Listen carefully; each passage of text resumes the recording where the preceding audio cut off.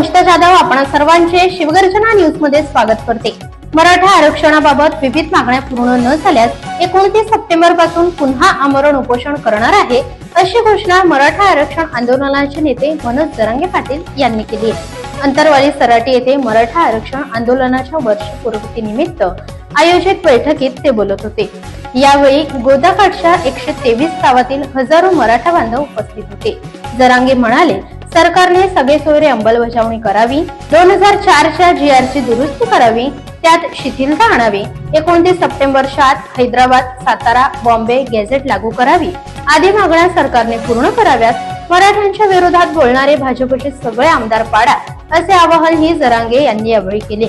आता आरपारची लढाई होणार आहे, मराठ्यांनी अशीच एकजूट ठेवा, असे आवाहन त्यांनी केले। प्रतिनिधी सचिन जाधव, शिवगर्जना न्यूज, अहमदनगर।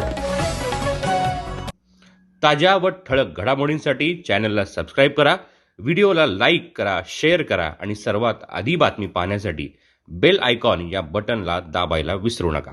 धन्यवाद।